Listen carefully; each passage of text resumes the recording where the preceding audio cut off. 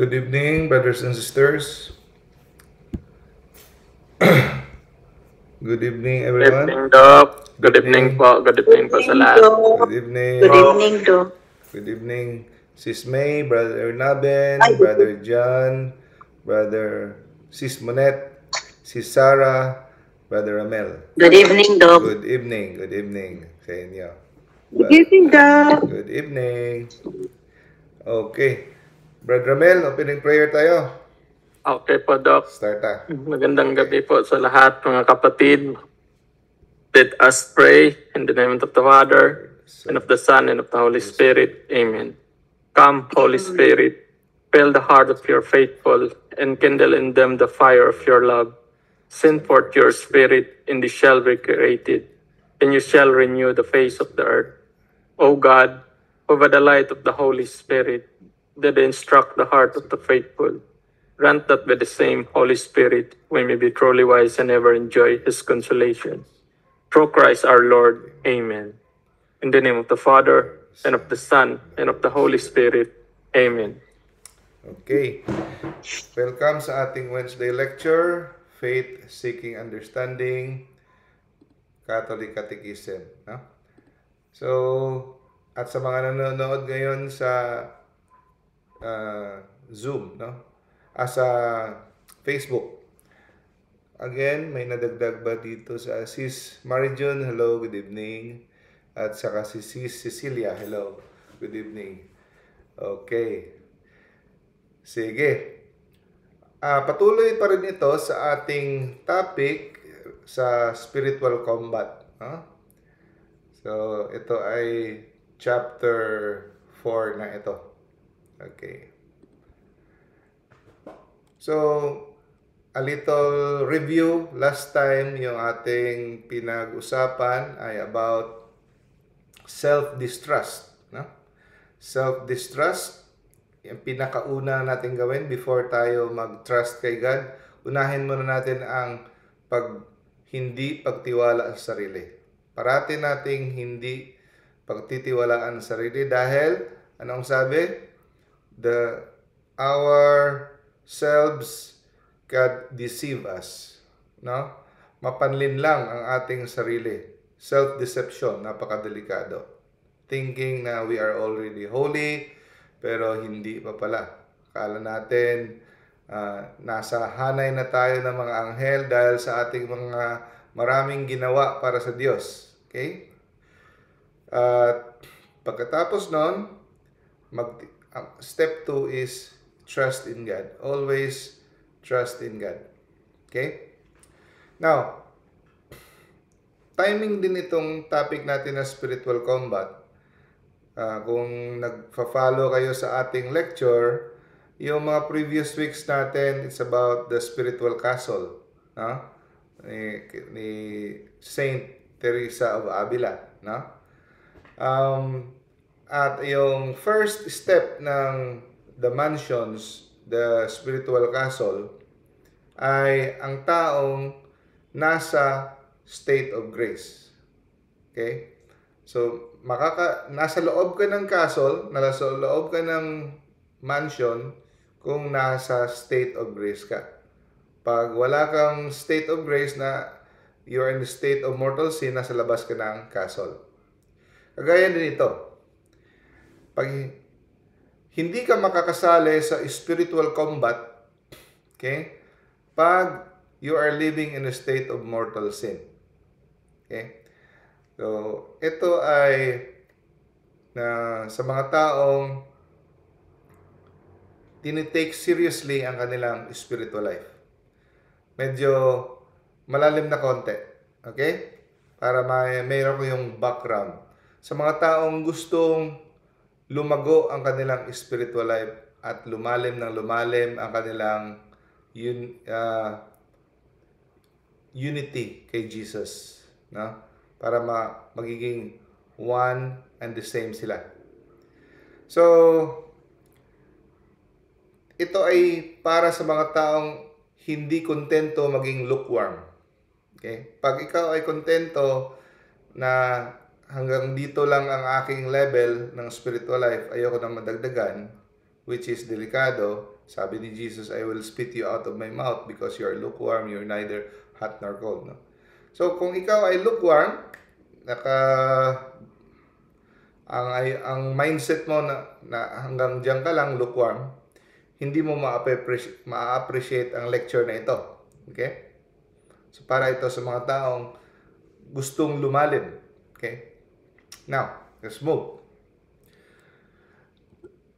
So, ang warning ni Father Scopoli is, i-check mo rin kung meron ka bang self-distrust. Kasi, kahit yung self-distrust, di ba, hihingi natin to kay Lord because it is a gift. No? Yung pagdududa mo sa iyong sarili. No? Sabi ng mundo, believe in yourself. Ang sabi ng Bible, do not trust yourself because yourself can be deceiving. No? So, paano mo malalaman kung meron ka ba talagang totoong self-distrust at trust kay God? Kasi, pwede rin malinlang ka na akala mo meron ka na, wala pa pala. Okay? So, sabi, the overconfident servant, okay, mistakenly believe that he has gained both self-distrust and trust in God. Pero wala pa pala. No? It is not the case. Paano malalaman? Malalaman ito, mahahayag kung meron siyang totoong self-distrust sa panahon na siya ay natumba. Ano ibig sabihin ng natumba? Magkaroon ng kasalanan, mga faults, no? Like, hindi yung mga mortal sin, yung mga venial sin. Or, sa kasamaang palad, minsan, God forbid, mortal sin, pero sa mga taong serious na sa kanilang spiritual life, most of the time, venial sin. No? So, pag na-stumble siya, for example, ako, for example, gusto ko perfect yung attendance ko sa misa kada morning. I want to go to Mass every day. Or I want to be punctual, strict sa aking prayer time, prayer life. May time na tatamarin ka, hindi ka makapag-pray. Or hindi ka naging disiplinado or hindi ka nakasimba na umaga dahil napuyat ka, gano'n. So, para sa ating, depende sa ating mga parameters, no? Sa akin, I fail. Hindi ako naging tapat sa aking prayer time. Or for example, itong example na nilagay natin dito, isang tao na who wants to grow in holiness, ayaw na niyang manglibak, okay? Proud siya sa kanyang progress. And then suddenly, he slips up, nang libak siya. Okay? Instead of humbly admitting and trusting God's mercy, nag-discourage siya. No? He thinks, oh, I'm hopeless. Wala na akong wala akong pag-asa, hindi ako magbabago, ganito na lang ako parati. No? So, ang taong hindi totoo ang kanyang self-distrust ay nade-discourage at maglulose ng hope, mawawala ng pag-asa. Yan ang katibayan na wala siyang self-distrust and wala siyang trust kay God. Doon mo makikita the moment he falls. Okay? Kasi ang taong totoong merong self-distrust, hindi siya mag-fall into despair and discouragement. No? Kasi, for example, hindi ako nakapray.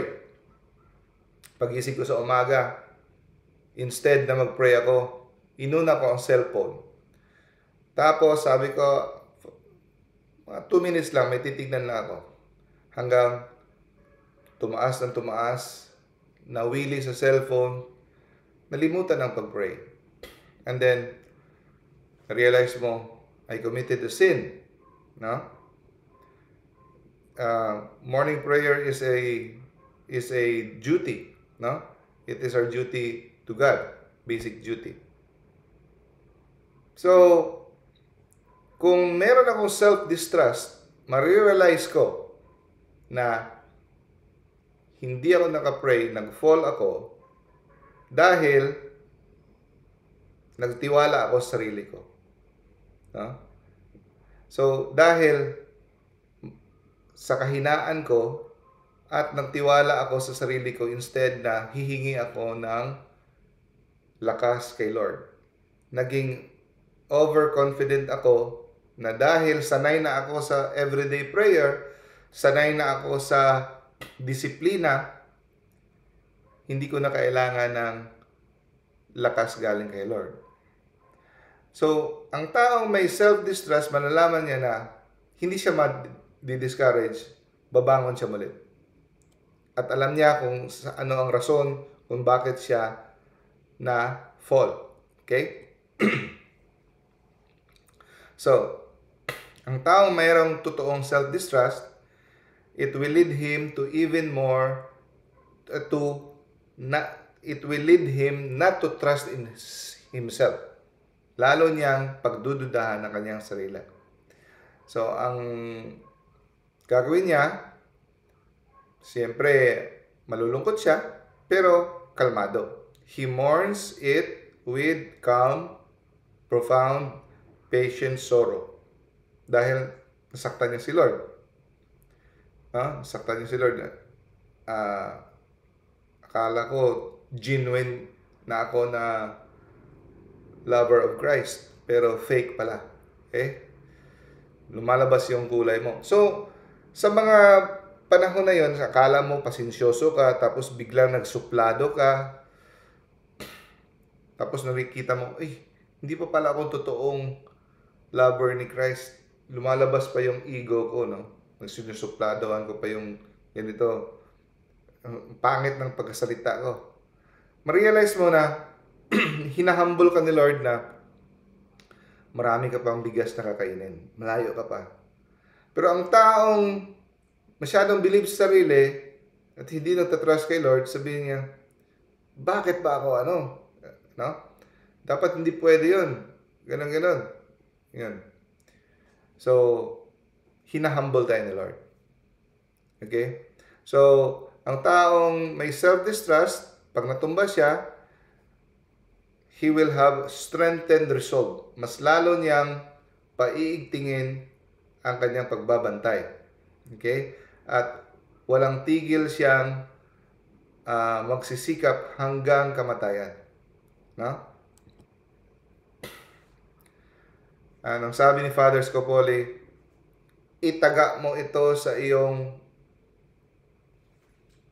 utak. Itaga mo ito sa bato.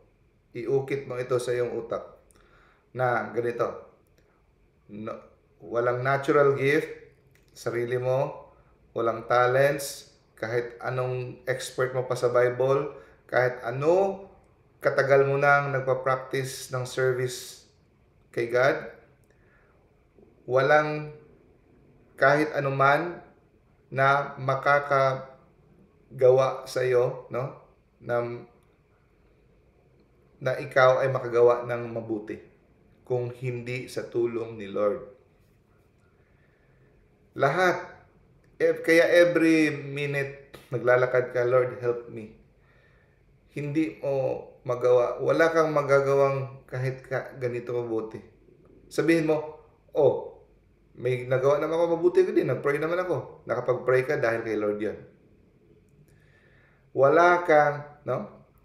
Will enable us nothing, even your expert in scripture, talents, acquired God service, will enable you to do His will. Hindi ka makagawa sa will ni God unless binigay ni Lord sa'yo.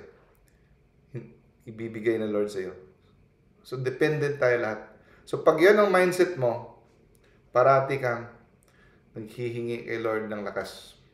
Okay? We must always remember this, no? We must always remember this principle para hindi tayo mag-entertain ng thought of even trusting ourselves. Kahit anong katagal mo na sa spiritual life, 20 years ka na sa monasteryo, never kang magsabi na trained na ako, disiplinado na ako dahil sa mga pinagagawa mo. It's always, so ibig sabihin, hindi importante ang mga itong scripture, talents, mga service, no, importante. Pero huwag kang umasa dyan. Okay? Huwag kang umasa dyan. Importante at lahat yon, pero huwag kang umasa doon. Kay God ka lang talaga. Always hingi ka ng lakas kay Lord para makapag-smile, para makapray, para makatulong. Lahat, no? Pag maging mahinahon, lahat. Para hindi ma-fall sa temptation, lahat. Okay. So never stop. No? Never lose faith in the spiritual battle.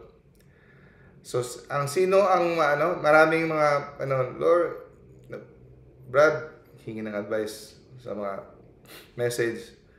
Na-fall na naman ako, nag-watch na naman ako ng pornography, ano ba to? Nag-masturbate na naman, ganito naman, fall, na premarital sex na naman ako. Sabi ko lang parati, don't stop, no? Don't surrender. Ang matatalo lang yung mag-surrender. Don't stop fighting. Don't lose confidence. Okay? Fight bravely. Kasi ang tulong ni Lord ay hindi ka bibiguin. Hindi ka bibiguin pag humingi ka ng tulong. At yung mga sugat mo, galing sa mga dating mga sugat ng mga kasalanan mo, it will be healed for those who trust in Him. Okay? Marami ka ng sugat, pero nakikibaka ka pa rin. Nakikipagdigma ka pa rin. Even those wounds will be healed for those who trust in Him. Okay. So, first weapon, self-distrust. Second weapon, trust in God. Third weapon, spiritual exercises. Okay. Importante. So, ang spiritual exercises, dalawa. Understanding, spiritual exercises on the understanding, sa ating mind, sa ating pag-unawa, okay? Sa ating intellect, understanding, intellect. And spiritual exercises which involves the will. Ang will, ang ating kalooban, yung desisyon. Usually, will, it involves our passion. It involves our passion, our flesh also, ang will, our decision. So, punta muna tayo sa ating pag-unawa, understanding, intellect, spiritual exercises. Next week, pag-uusapan natin ang will. This week, understanding lang muna kasi kulang tayo sa oras. Okay? So, dalawa ang babantayan natin laban sa understanding. First is ignorance. Pangalawa is curiosity. Okay? Ignorance, number 1. Number 2, curiosity. Dalawa yan. So, opposite yung dalawa. Yung ignorance, dapat mag-ingat tayo na hindi tayo ignorant. Anong ibig sabihin ng ignorant? Wala kang alam. Hindi maganda wala kang alam. Dapat, kailangan mong mag-acquire ng knowledge of truth. With the advent ngayon ng technology, with the advent of ChatGPT, lahat ngayon, click na lang, Google, sisingilin ka ni Lord ng talents mo. Ng talent na nag-aral ka ba? Ilang percent ng oras mo, ginugugol mo para sa pag-aral ng banal na kasulatan, ng aking salita, ng the teaching of the church, ng magisterium, the sacraments. Paano ka aakay ng iba kung wala kang alam? Paano mo aakayin? So, si Lord alam niya, kilala niya ang iyong kakayahan, kada isa sa atin. Alam niya kung hanggang saan ka. Pero sisingilin ka niya. Kasi alam niya kung siyang gumawa sa iyo eh. Alam niya kung saan ang kahinaan mo, saan ang talents mo, saan ang strength mo, saan ang weakness mo. Sisingilin ka niya kung hanggang saan kang lang kaya. So, hindi ka makaka-deny na, Lord, ganito, hindi ako nakaganito kasi ganito. No, alam ko ang capability mo. Alam ko kaya mo. Alam ko hanggang saan. Hindi ka naman niya sisingilin sa sobra-sobra na hindi niya binigay sa iyo na talent eh. Okay? Kaya walang makakapag-alibay in front of the Lord. So, wag tayong umasa lang sa mga homilies, no? Maganda ang homily kada linggo, pero huwag tayong umasa lang ganon. What if matsyempohan ka na ang pare na naka-assign sa inyo tamad? No? Yung paikot-ikot lang ang kwento, tapos mostly ang kwento tungkol sa kanila. No? Hindi nakaka-inspire. Parang kalasingan minsan. Diba? So, huwag tayong makontento sa ganun lang. We have to study. Depende sa iyong state of life. Okay?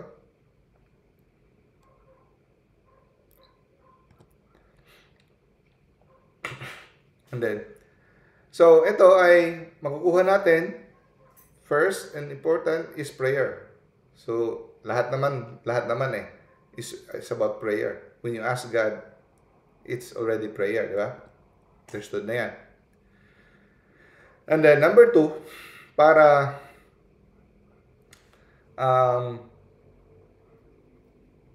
ma-guard ang iyong understanding is to i-exercise mo parati ang deep consideration sa lahat ng bagay. Okay? Pag may dumating na presenta sa iyo na bagay, maganda daw na gawin mo ng deep consideration. Hindi yung may dumating na trabaho, sige, kuha mo kagad. O may dating na opportunity, no? Pagkakataon, grab ka agad. Kung ano man yung gagawin, dapat i-analyze mo muna. Okay? Kung ito ba ay makakabuti or makakasama. Based on the teaching of the Holy Ghost. Based on the teaching of the Bible. Okay? And the church. Huwag mong tingnan ng isang bagay. Okay? Negosyo man yan, darating sa iyo. Negosyo, alok, trabaho, pupuntahan ba yan, kaibigan, anything, serbisyo, ano ba yan, okay? Tingnan mo muna kung makakabuti o makakasama. Huwag mong tingnan ang kanyang appearance, sa appearance lang, because kung base sa appearance according to the world, ito ay mapanmin lang. Okay? So, pag in-apply mo itong spiritual exercise, deep consideration of all things, whether they are good or evil, it will teach us, matuturuan tayo to see as false yung pag ito ay ginamit mo parate, pinapractice mo ito, matutunan mong makita dahan-dahan na karamihan dito sa mundo na hinahabol ng karamihan, na gusto ng karamihan ay vain pala, vanity and false, no? Which the world pursue. Karamihan ng mga hinahabol na ang iba pinagpupuyatan pa kung ano pa dyan, no? Honors, pleasures, it's all false and vain. No? It will show us that the earthly honors and pleasures are nothing but vanity and emptiness. Okay? At pag nagiging habit mo to consider with deep consideration ng lahat, with the help of the Holy Spirit, makikita mo na ang mga pasakit na dulot ng mundo, no? Ipinahiya ka ng mundo. Like for example, anong example ng ipinahiya ka ng mundo? No? Lilibakin ka ng mga tao. No? Lilibakin ka dahil ikaw ay nagpe-pray before meals. Kahit sa iyong office, you are praying the Angelus. Example lang yan. Marami pang example. Ikaw nang mag-isip ng mga example dahil kay Lord, dahil sa iyong pagiging tapat. No? May kasabihan nga eh. Kung hindi mo pa kaya mag-preach, mag-catechize kasi wala ka pang lakas ng loob sa iyong mga office mates o sa iyong mga kaibigan, ang pinakamagandang gawin, first step, ay magiging matatag sa iyong prinsipyo. Maging matatag ka sa iyong prinsipyo na hindi ka matitibag. For example, kahit naglilibak na sila, nagbabakbite na sila, ayaw mong sumali. Tumatawa na sila sa mga green jokes, ayaw mong sumali. Nagko-corrupt na sila dyan, ayaw mong sumali. Nag-aalitan na, ayaw mong sumali. Hindi matitibag ang iyong prinsipyo. Sa ganun pa lang, makikita nila ang kaibahan mo. At alam nilang ikaw ay Katoliko at ikaw ay nagseryoso sa iyong faith, para ka na rin nagpipreach. Step 1 yan. Kung hindi mo man kayang magsalita in words sa iyong prinsipyo, hindi matitibag. Malaking bagay na yun. So, the injuries and disgrace from the world actually bring true glory. Tribulations, mga suliranin, tribulations, no? Brings peace. Sa totoo lang. Pag tayo nagpatawad at tinulungan natin yung mga taong sumisira sa atin, is true greatness. So diyan natin ma-realize na the opposite is true. And pag ikaw ay tumulong at nagpatawad sa iyong kaaway, sa mga sumisira sa iyo, you are like most nearly to God. Ito ang katangian na para kang napakalapit mo na sa kaanyuan ng Diyos. Pag ikaw ay nagpatawad at tumulong sa mga naninira sa iyo. Okay? At marirealize mo that despising the world, meaning ang kamumuhian mo, ang mundo, is better than ruling the world.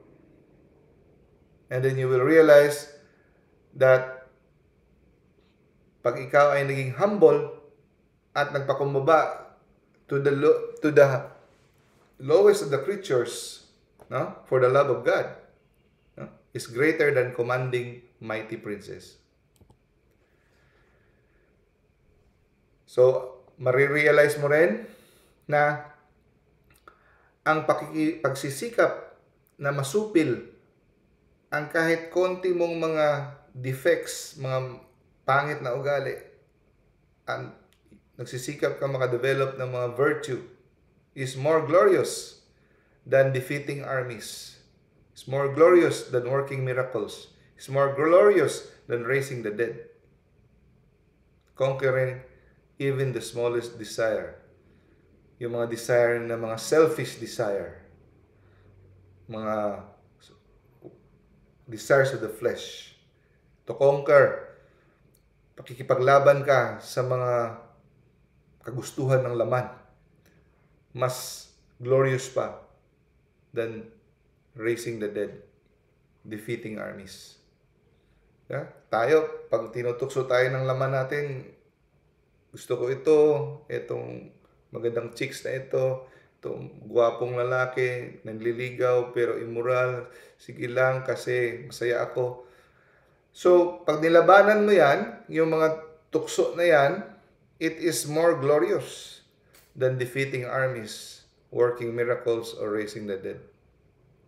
Kaya kumpara sa ginagawa mo lahat ito, pero wala kang disiplina sa iyong sarili. So, ano yung hadlang into the right discernment of things? So, pag meron kang right discernment, alam mo, so that is wisdom. No? Wisdom coming from above.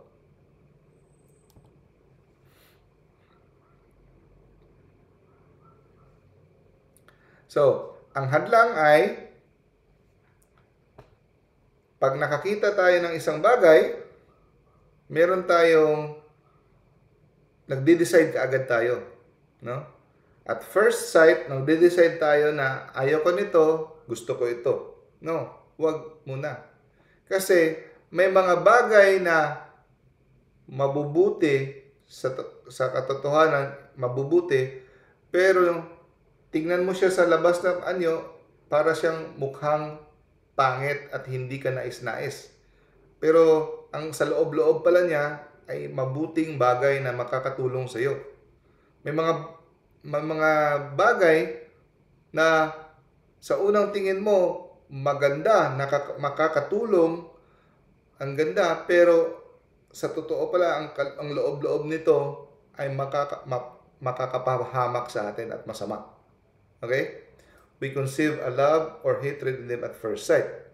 So pag ganito ang style natin, nag-decide tayo kagad, hindi natin kinoconsider ang deep consideration, ang ating understanding ay magiging madilim. It will be darkened. So hindi tayo makaka-judge correctly. Okay? So dapat wala tayong inordinate affection. Meaning ng inordinate affection, hindi nakakapit ang iyong puso sa isang bagay na sobra-sobra. Pag nakakapit ang iyong puso sa isang bagay, no, ng sobra-sobra na kalabisan, magiging clouded ang iyong judgment. So, when an object is presented to you, example ng mga object, hindi lang object na bagay, kundi anything. May job opportunity, may nanliligaw, may trabaho, may destinasyon na pupuntahan, o kahit anong mga bagay.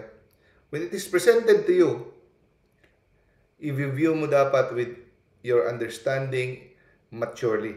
No? Huwag mo munang tanggihan, huwag mo munang tanggapin before you move by hatred or reject it, or even if it's pleasing. No? Kaya dahil pag yung understanding ay clouded by passion, kasi gusto ko talaga, bata pa ako, gusto ko talaga maging ganito, ganyan. So, pag hindi siya clouded ng passion, it will be free and clear. No? At makaka-perceive siya ng truth.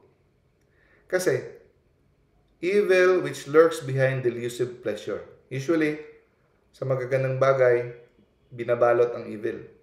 At yung mga magagandang bagay, binabalot ng hindi ka nais-nais tignan. For example, gulay. Di ba? Healthy. Pero, hindi ka nais-nais ang lasa, di ba? Usually, di ba? So, ayaw natin parati ang sacrifice. Pero ayaw nating mag-fasting, ayaw natin mag-pray ng maaga, kasi hindi ka nais-nais sa laman, di ba? Okay. Example yan. Concrete example. Example lang ito. Pwede kayo magbigay ng ibang example sa mind nyo. Imagine, someone loses their job at an event. At first glance, sa unang tingin, it seems like it's evil, right? Wala kang trabaho. It causes stress, worry, and even shame. Yet, when viewed with spiritual understanding and prayer, This hardship can reveal unexpected good, the chance to find a better, more meaningful job, more time for family, or an opportunity to rely more deeply on God's providence. Huh?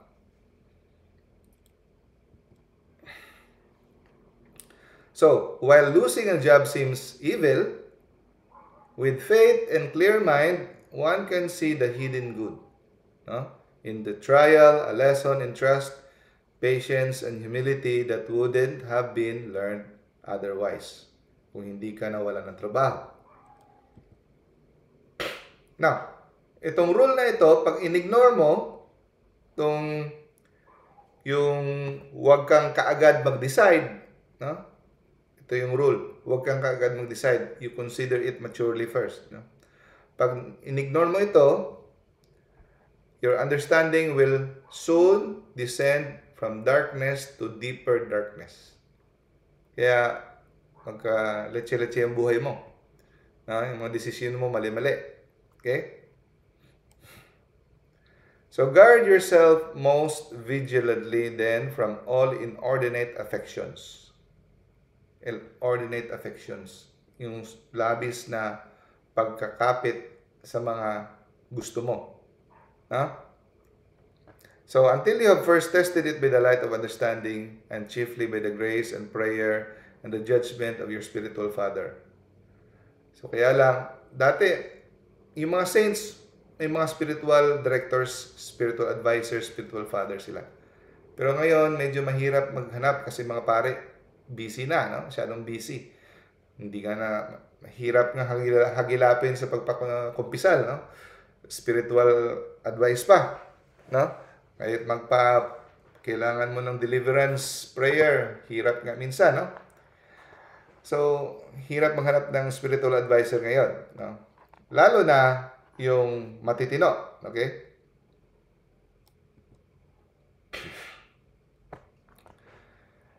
Imagine, example. Ano example ng inordinate affection? Ano example? Concrete example. So imagine a person feels a powerful attraction to wealth and luxury. Their heart is so attached to material success, they don't pause to reflect on whether pursuing it aligns with God's will. So, may opportunity. May negosyo akong naisip. Sige. Sunggaban mo kaagad. Papasukin ko itong negosyong ito kasi iniisip mo kaagad, sige, para dumami ang pera ko, pag dumami ang pera ko, makakatulong ako sa simbahan. Diba? Makakatulong ako sa simbahan, makakatulong ako sa mga mahihirap. Pero ang nangyari, pinasok mo, medyo questionable yung klaseng negosyo, medyo may pagka-illegal at saka may pagka-hindi maganda, naubos ang oras mo doon. At nagkaroon ka ng ganansya, mayroon ka ng pera, pero inisip mo, hindi ka pa rin pwedeng tumulong kasi kailangan mo pa rin i-rolling. Tapos maglo-loan ka hanggang ang unang isip mo makakatulong sa mahirap at saka makakatulong simbahan. Hindi mo nagawa dahil nagsosurvive ka lang sa negosyong ito na napasukan mo. Lalo ka pa nagipit, nagkautang-utang, at nagka-problema. So, hindi ibig sabihin na opportunity, may nakita kang bagong idea na negosyo, agad pasukin mo. Kasi maraming mga idea na nagpapanggap, ang demonyo, binibigyan niya tayo ng idea, papanggap niya, sige gawin niya para tutulong ka. Like for example, isang tao, ipapasok niyo yung 2 milyon, 5 milyon ko sa pyramid. Diba? Sa mga yung aman, kung ano yung mga pyramid scam niyan. Kasi yung ginansya, gagamitin ko sa pagtutulong ng mga mahihirap. Alibay mo lang yan.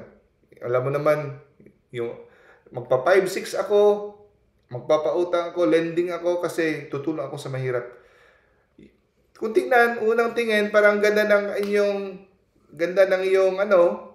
ng tawag dito, yung reason mo, pero yung paraan hindi maganda. Okay? Kung i-analyze mo talaga, love of money talaga ang umiiral. Okay? So this is an example of inordinate affection, an attachment or desire that is not guided by reason. Okay? So, in contrast, if a person took time to pray, kung siya ay nagpray, reflect on spiritual teachings, ask their spiritual father for guidance, they might see that their intense desire for wealth is driven not for spiritual reason, but for ego or fear or insecurity. No? So, and then, they could then adjust their attachment, learning to appreciate wealth as a tool, not as a good for itself. So, eto. Kaya ang sabi ko, this should be observed most carefully with regard to such outward works as are good and holy. Mas lalong babantayan sa mga bagay na kung titignan mo, mga mabubuti at mga banal na gawain.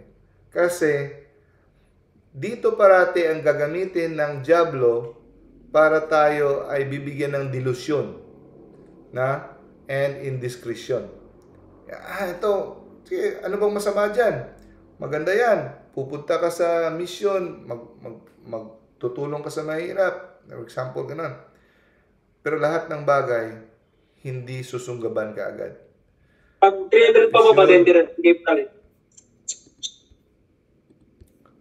Again, we should pray, reflect on spiritual teachings, and ask our spiritual father. No? Kasi, example, so hindi ibig sabihin dahil ang iyong reason behind is tutulong sa kapwa, makakatulong, ganito. So, pwedeng kahit hindi mo i-admit sa iyong sarili na pansarili, pero lalabas at lalabas ang katotohanan. Example, imagine someone spends hours every day volunteering at church or helping the poor, good and holy works. However, if done to boost their reputation or feed their pride, bragging about their efforts or looking down on others who don't volunteer as much, they fall into delusion and indiscretion. Outwardly, it is good, but the inward motive is tainted. That is why it is so important to watch even the holiest of works, to ensure they're driven by pure love of God, love for God, and not by pride or self-glory. Kasi kahit nagtatrabaho tayo sa simbahan, volunteer tayo, titingnan tayo parati because pwede pa rin siyang could be driven by glory. No? Okay, the second thing from which the understanding must be guarded, first is ignorance. No? Ngayon, curiosity. Ito yung labis-labis na gusto na namang makaalam. Information overload na naman. Yun, kulang sa information, ito sobra-sobra na namang information. Okay? Curiosity. Bakit hindi tayo makakapag-pray? Sobrang curiosity. Yeah? Kailangan nating malaman. Dapat ako updated. Updated ako dapat. May ibang term itong other name tong curiosity. Marites. No? Curiosity kills the cat. Bakit? Nagkasala si Eva? Curious siya sa fruit. Di ba? So when ang ating isipan ay puno ng mga harmful, useless, irrelevant thoughts, lalo na ngayong panahon. Grabe ngayon. Dati, wala pang TV. So, alas 7, alas 6, tulog na sila. Ngayon, hindi tayo makakatulog. Ang dami nating tatapusing Netflix. Ang dami nating mga titingnan sa feed. Alam mo yung Facebook, nakaka-encourage ng pagkamarites. Kasi ang buhay ng iba, alam na natin sa scroll lang, nalalaman at kumusta na kaya ang buhay na ito, saan kaya siya napuntang lugar, ay ganito, ano na kaya kinakain niya ngayon. So, lahat ng information na mamarites natin, mas grabe. Mas na-encourage ngayon ng technology ang information overload at mas grabe na ngayon ang distraction. Sobra. Mas lalo tayong magbabantay. Mas mahirap ngayon actually. No? Kasi andyan sa harap mo at fingertip. Hindi mo na kailangang pumunta sa library. Diyan, lahat na. No? So kahit ako, this is my greatest struggle now to control the digital thing. This is my greatest distraction sa prayer. Okay? Kailangan kong sumagot ng mga tanong, tapos pero kailangan ko rin magdisiplina. Kaya ang hirap-hirap talaga, di ba? Now, so kung puno ito ng mga information, ng mga nakikita, lahat na nakikita natin sa buong araw, na-i-store yan. Jokes, kung ano-ano ba dyan, lahat ng mga nakita mong pag dumaan sa feed mo, may mga babaeng ganon-ganon, sayaw-sayaw, nakasexy, ganon-ganon. Papasok na yan kaagad, no? So kung wala kang disiplina, no? You will become unable to grasp the thing that truly matter for spiritual growth and self-denial. No? Now, ang sabi dito, ito, napaka-importanting slide ito. To this end, you must be as one dead to all needless investigation of even lawful earthly things. Hindi kailangan alam mo. Hindi ka lahat ng mga bagong balita may alam ka. Pwedeng, huwag kang mahiya na pagkaharap mo yung mga friends mo, ay hindi mo ito alam, ay kawawa na pag-iwanan ka, huwag kang mahiya. Hindi mo kailangang alamin lahat. Okay? Hindi mo alam na namatay si Freddie Aguilar? Hindi ko alam eh. No, there's no shame, no? You must be as one dead to all needless, hindi kailangan, no, na investigation kahit sa mga lawful earthly things. Ano ibig sabihin ng lawful?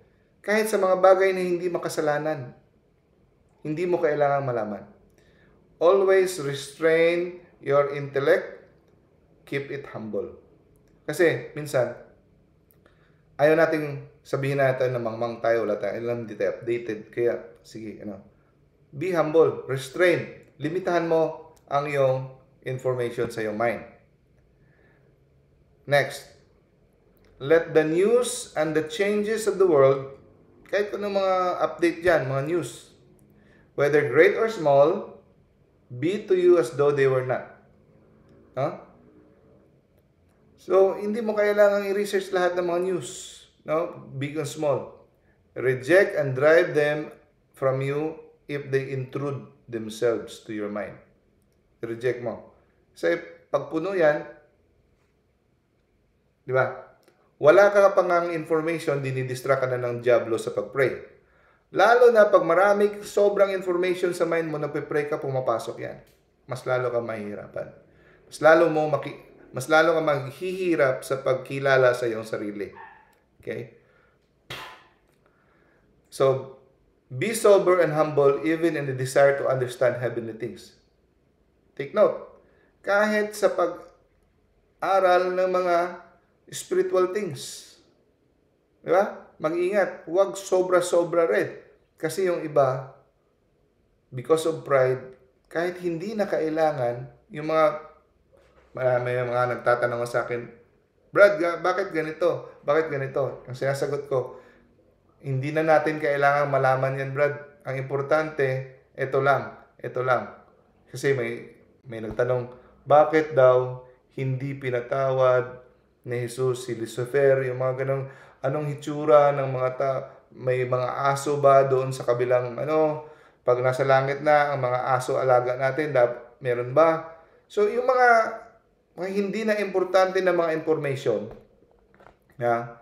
So, para may aso ba doon? Mga alaga natin doon sa langit. Importante is wishing to know nothing but Christ crucified, His life, His death, and what He requires of us. Yun ang pinaka-importante lang. No? Even in the desire to understand heavenly things, huwag tayo, like for example, si Saint Augustine, gusto niyang maintindihan ang Holy Trinity, kung bakit ang tatlong persona isang Diyos, yung isang Diyos tatlong persona. Hindi niya ma-explain. Kaya pinakitaan siya ng bata sa dalampasigan na pilit binubuhos yung lahat ng tubig sa dagat sa kanyang hinukay na buhangin. Anong ginagawa mo? Gusto kong ipasok ang lahat ng tubig dito sa aking ginawang balon. Posible yan. Hindi mo kayang ipasok dyan, maliit lang yung balon mo. Sinagot siya ng bata, ganun din ang gusto mong gawin. Gusto mong intindihin ang Santissima Trinidad na hindi mo kayang gawin. So may limitation tayo. Okay? So, cast all other things aside and you will be greatly pleasing to God. Pag iwinaksi mo ang lahat for the sake of God, yung gusto mong malaman, ano kaya ito? Lalo na ngayon may mga reels, yung may mga video na bitin, gusto mong pindutin, ano ba yung nangyari? Naku-curious ka. Control your curiosity. Pinapapindot ka ng mga reels kasi naku-curious ka. Ang nangyayari, ilang oras ka nang magre-reels, di ba? So, if you cast everything aside, you will be pleasing to God. Huh? Those who seek only what leads to God's love, the Lord will be delighted. No? Gusto niya yung tao na only seek what leads to His love. All other inquiries, mga katanungan na hindi patungkol sa ating relationship kay God, anong sabi? Snares of the devil. It is self-love, pride, and snares of the devil. Okay? So, by following these instructions, maiiwasan natin ang maraming danger sa ating spiritual life. No? Dahil, ganito ang diablo. Pag nakita niya na ang will mo is very strong na magsikap for spiritual life, nakita niya yung will mo, kalooban, very strong, aatakihin niya yung understanding mo. Kasi, pag na-atake niya na understanding mo, makokontrol niya na ang dalawa. Understanding at saka will. So, unahin niya yung understanding mo. Yung curiosity mo. No? Yung curiosity. So, unahin niyang targetin yung understanding so that he can control both. Okay? At lalo na sa mga taong intellectual, ay kami sa CFD, nagka-problema. Bakit? May mga taong nagka-problema, naghidwaan sa God died issue. Nagdalawang faction. May grupo ng mga Catholic faith defenders na nagsasabi na hindi tama na sabihin God died. Pero ang katayuan ng simbahan ay pwede nating sabihin dahil Jesus is God and naka-experience siya ng kamatayan. Pero dahil sa sobrang pag-iisip ng hindi naman importanteng information na pwede namang iwanan at hindi na kailangan para sa ating pilit na, so that I call it spiritual pride. No? Yan ang example na maiisip ko. Lalo na sa mga theologians, sa mga intellectuals, yun ang patibong ng diablo. Nabigyan ka ng, okay, kailangan mo masagot ang mga katanungan na ito para ang tao bibilib sa iyo. Ito'y ginagawa mo para sa simbahan. He often tempts them with lofty, curious ideas, especially those with sharp minds and prideful tendencies. So, ang mangyayari, instead na ikaw ay nagsiserve sa simbahan, ikaw ay tumataliwas na. Ikaw ay nagre-rebel na sa mga church authorities. At hindi ka na nakakatulong. So, they waste time discussing and enjoying these topics, intellectual discussion about the Bible, mga theology, mga deep theologies, mga ganon-ganon. Pero, grabe sila mag-debate, ganon-ganon, pero nakalimutan nila ang kanilang mga ugali. Ang papangit ng ugali. May mga lustful sexual mga bisyo. May mga iniwanan na ng kanilang asawa, may mga kabit o mga mga ganun. Pero magaling sila sa mga intellectual, spiritual, theological, pero neglecting their heart purification, self-knowledge, and real spiritual growth. They think that talking about God, drawing them close to God. No. So, falling into the snare of pride, they make an idol of their own understanding. Masyado silang believe sa kanilang understanding. Even the church authority, they will reject already. No? So, those always relying on their own judgment, dahan-dahan, nakukuha na sila ng diablo, they gradually and unknowingly come to believe hindi na nila kailangan ang advice ng iba. Like for example, kahit yung sa mga taong simbahan, pwedeng mga lay, pare, obispo, so masyado silang believe sa kanilang sarili, for example, pero may mga mali na pala silang ginagawa, pero ayaw nilang magpatuwid. Kasi kahit makarinig pa sila ng tamang mga idea galing sa isang maliit na tao, mas maliit sa kanila, hindi nila tatanggapin kasi masyado na silang believe sa kanilang sarili. This is very dangerous kasi mahirap itong gamutin. Very hard to cure kasi the pride of understanding is worse than the pride of the will. Mas masahol pa ang pride of understanding than the pride of the will. Kasi mas mababa ang will. Ang understanding sa ating intellect, kaalaman, ang will, yung lower faculties. Okay? So, kasi, pag nalaman ng will, pag nalaman ng understanding na may problema sa will, makokorek pa. By obedience. Kasi, the understanding is the eye of the soul. Ang ating kaalaman ay ang mata ng ating kaluluwa. Pero kung ito ay nadungisan at natabudan ng pride, dahil pakadelikado. Pag ito ay nadungisan at natabunan ng pride, it becomes blind. It becomes swollen. It becomes weak. Paano pa siya magagamot? Paano niya makikita ang sugat niya kung siya ay bulag? Kaya ang mga Pharisees, they cannot see their defects because of pride. So, huwag tayo ma-infect ng ganon. Kasi ang pride, number one, napakadelikado. Kaya nga, sa katagal-tagal, hindi ko maintindihan tong verse na ito. Ito lang pala ang ibig sabihin ng verse na ito. Ewan ko lang na nabasa niyo na ba ito? The eye, Matthew chapter 6, verse 22. The eye is the lamp of the body. If your eyes are good, your whole body will be full of light. But if your eyes are bad, your whole body will be full of darkness. If then the light within you is darkness, how great is that darkness? Ano ba to? Tungkol ba sa bulag? Of course, kung hindi ka makakita, siyempre hindi ka makakita. Ano bang ibig sabihin?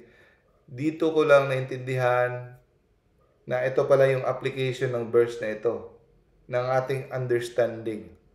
If it is clouded by pride, your whole decision in life will be dark. If the light within you is darkness, if your understanding is darkened by pride, how dark will be the darkness be? So, resist this dangerous pride early. Early pa lang, i-resist mo na before it reaches your bone marrow. Humble your intellect, guard your mind, submit no? To be taught, willing to be taught, no? Willingly yield your opinions to others. Kahit tama ka pa, minsan pwede mong i-will kung kasi pakikinggan mo rin yung side ng iba. Become a fool in front of others for God's sake. Kahit sabihin pa nila, wala kang alam, hindi ka ganun kagaling, okay lang. Become a fool for God's sake. No? This will make you wiser than Solomon. Okay? So that's it. So next week, we'll spiritual exercises for the will. Ngayon, sa understanding. God bless us all. Okay, i-greet ko lang dito sa Zoom ang mga nagtiyaga hanggang matapos. Hello, Brother Sam. Good evening. Brother Catholic, Sis Cecilia, Brother Harry, Sis Earl, Sis Evelyn, hello. Brother Joel, Brother John, Sis Juvic, Sis Laila, hello Sis May, Sis Marijun, Sis Monette, Brother Naven, Brother Ramel, Sis Sarah, Sis Cheryl, Sis Del, Sis Janet from Europe. Oh, mayroon pa ba akong hindi natawag? So, thank you sa pagtiyaga, ha? Extra points kayo kay Lord at sa mga nagtiyaga rin ngayon sa Facebook. Okay, sinong gustong mag-volunteer ng closing prayer? Ako lang do. Okay, Sis May, hello. Okay. In the name of the Father, the Son, the Holy Spirit. Amen. Lord, pour out on us the spirit of understanding, truth, and peace. Help us to strive with all our hearts to know what is pleasing to you. And when we know your will, make us determined to do it. We ask this through Christ our Lord. Amen. Amen. In the name of the Father, the Son, the Holy Spirit. Amen. Amen. Thank you, brothers and sisters, sa pagtiyaga. See you next Thank you week. din, Doc. God bless everyone. God bless. Thank you, Doc. Thank you. God bless. Thank you. Pamilya. God bless.